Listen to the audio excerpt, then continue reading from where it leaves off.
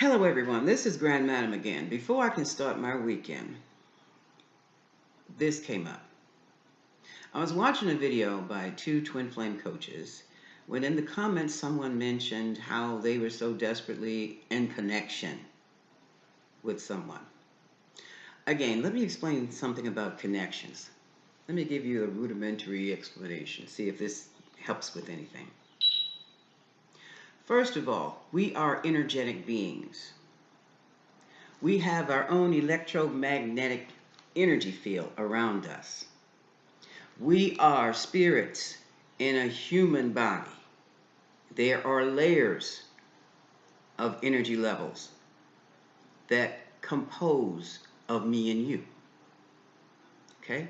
They actually overlap just like the fingers on a hand to make one solid appearing image of you and me.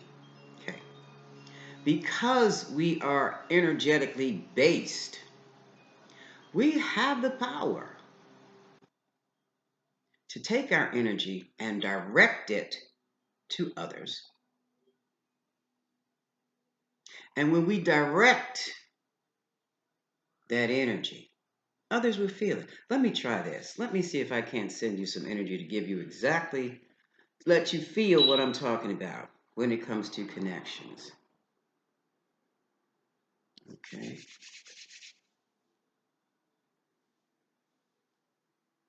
Sending energy to all those who watch this video.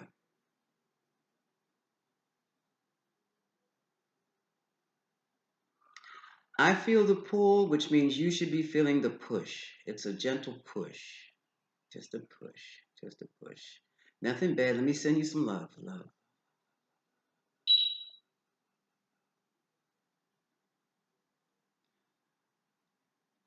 Okay?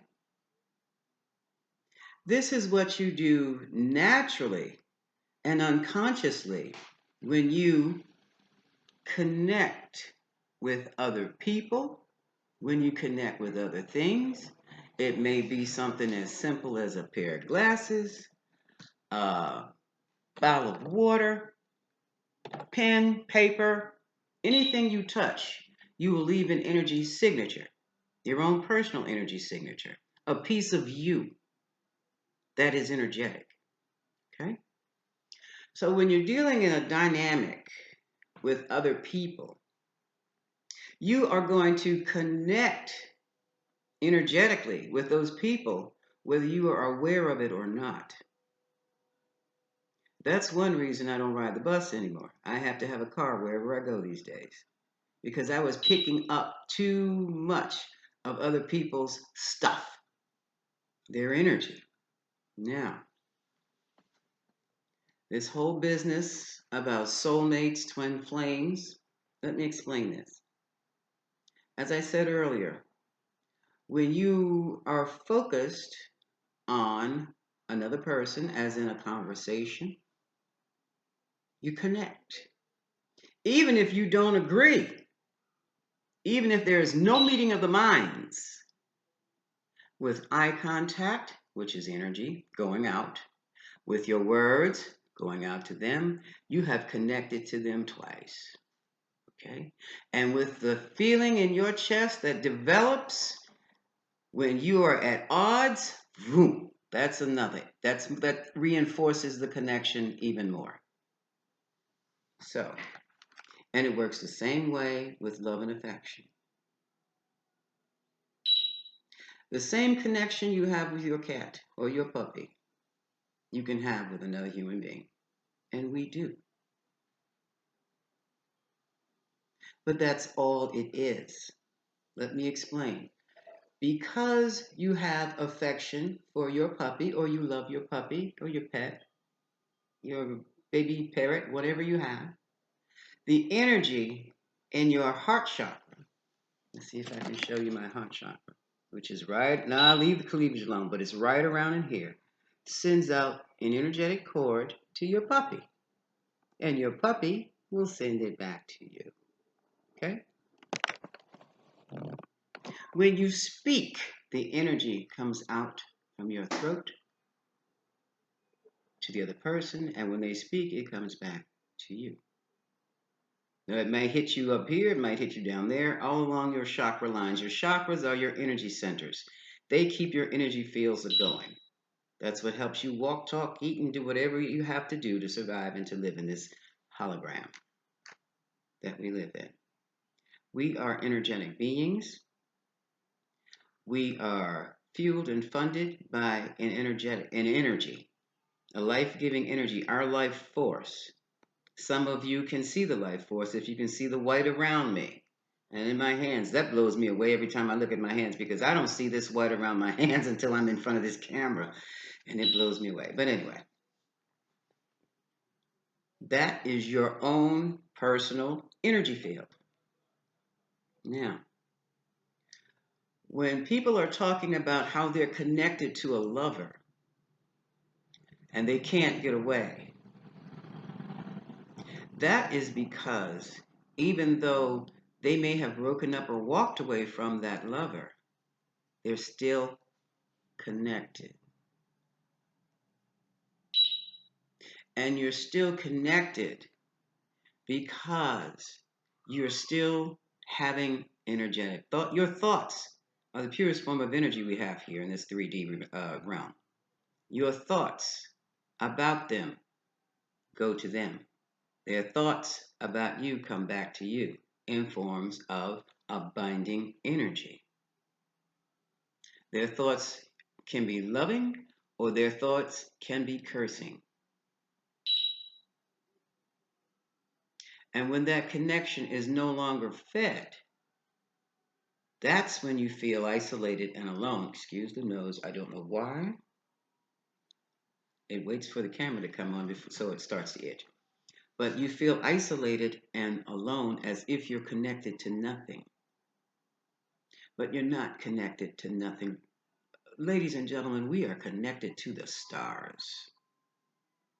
The same thing that powers the stars powers you and me, just on a much smaller level, okay?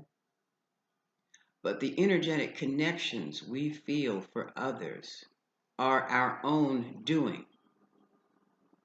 It's not that some force from above or below has us trapped in a connection we feel that we cannot free ourselves from. We are still feeding that connection. It's like sticking a plug in an electric socket. We may turn the TV off, but as long as that TV plug is stuck in that socket, that energy, here's another one. This is energy, folks. Okay, Spirit, thank you. That energy continues to flow through the circuitry of that TV. And that's why we still feel so connected to people we have walked away from. To break that connection, you're going to have to pull the plug. That means, and this is the hard part, folks, I'm not going to fool you. I've been there, done that myself. No thinking about that person, which means when the thoughts come floating up in your head about what used to be or how you would like for the relationship to have gone, cancel, cancel. Maybe 3 times. Say the word cancel, cancel, cancel. And get busy doing something. Turn on dance. If you have music on, start moving your body around. Turn on, shake it off.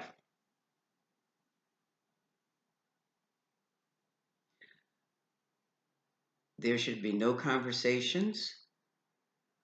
Even a text message is energy. That'll keep you hooked into the connection. And definitely no telephone conversations or no visits. If you are in a connection that is hurting you, it is your responsibility to yourself to sever that connection. You can detach or disconnect, but I'm going to be truthful about it. You're going to disconnect. You will never disconnect from anyone totally because we're all connected. Every living being, you are connected to your worst enemy whether you see them or not. But since you don't think about them, you don't feel that connection until you run into them again and remember, oh, I remember what you did to me. Cut that out too. But you can diminish the connection to such a point where it no longer affects you, where you no longer have those thoughts.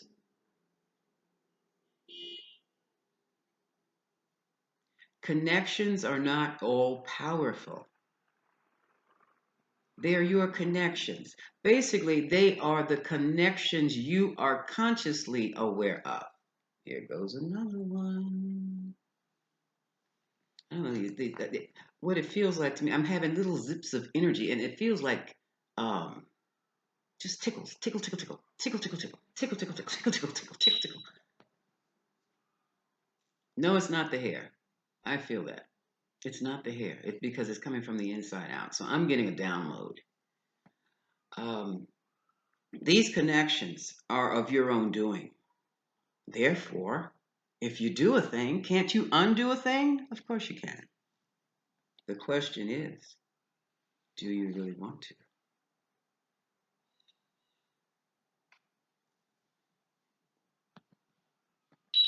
Do you really want to take the responsibility of severing an energetic connection with someone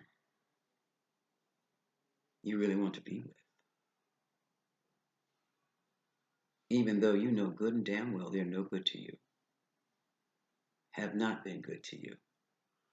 On the scale, they've done more harm to you than they've done good for you.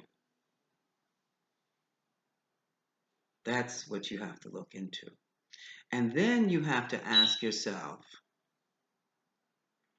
why are you holding this connection so strongly when you're not getting anything out of it but pain? What are you allowing yourself to be beaten up for? And I'm going to tell you right now, okay, whatever you did, you've paid your debt, cancel it. Done. Done. Because just like you made this connection, because whatever it is going on inside of you that makes you feel that you deserve this pain, which sounds like shame and guilt for something you've done, you'll go right out and make another abusive connection.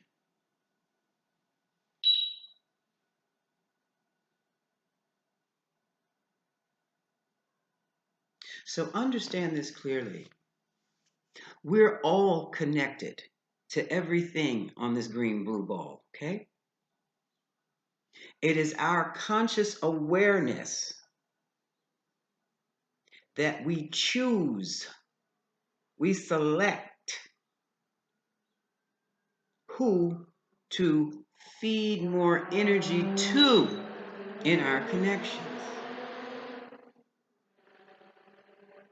And we must continuously feed and nourish that connection and for for it to stay connected.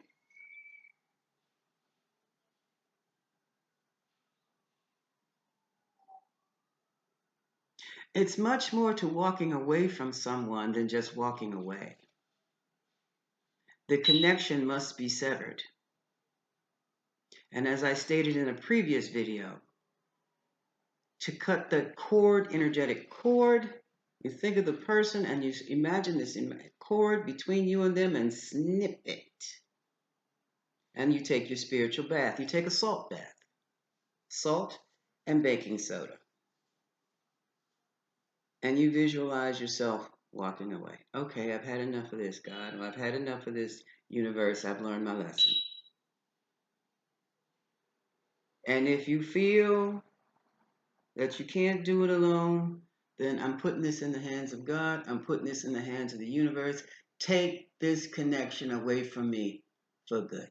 And I thank you. Oh, look, an angel. How you doing? And I thank you. And that's for those of you who just can't seem to get it done on your own. But this was all you're doing. This was your doing.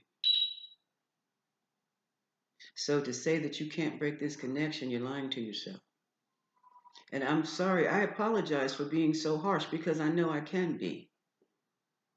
But also, the thing about me is I'm so empathic that I can't stand to watch someone suffer for no good damn reason. Especially when the lesson has already been learned.